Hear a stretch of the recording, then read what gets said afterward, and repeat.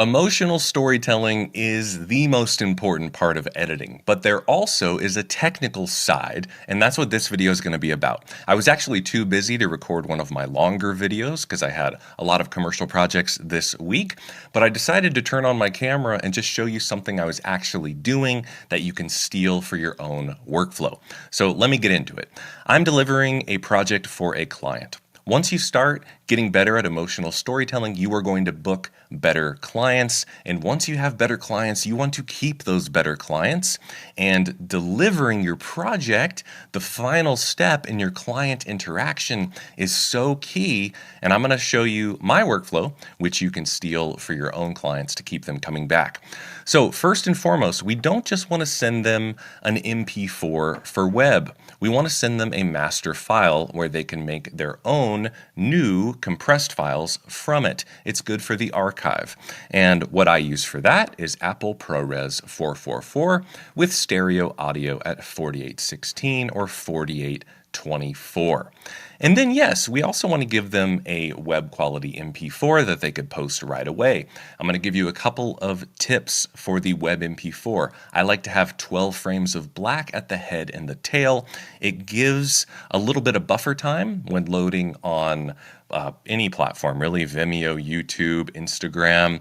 And then you get that nice cutout at the end. Instead of ending on the last frame of action, you actually end on black. So I usually do that. Then you don't just want to give them random audio with random levels. You actually want to have some sort of meter where you can test the LUFS, loudness units full scale. And I won't get into the technical details here, but for web, I like an average LUFS of -16.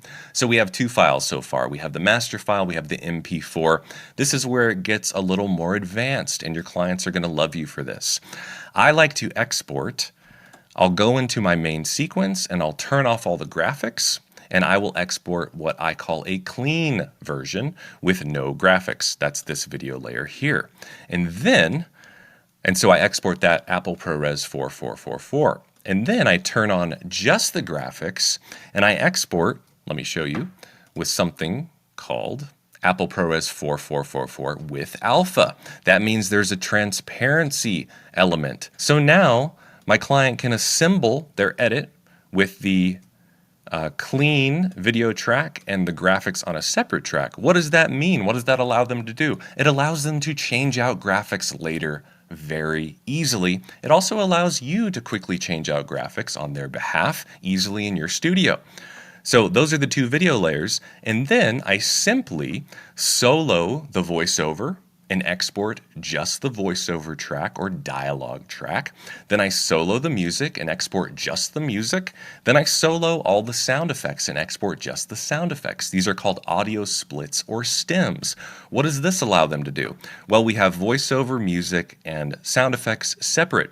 So if I need to change a line in the voiceover later, this makes it extremely simple. If I licensed the music track and that ran out and I needed to license a new music track, I can change out the music. And then if you want to take this even to the next level, not only do you give them this and put this on Frame.io, that's how I deliver, or something like Dropbox, but you also can make a video just like I'm making now. I'm using software called Loom for this video, and send them a Loom showing them what files you're delivering and how to use them. And just give them a quick note and say, it was awesome working with you, here are the files.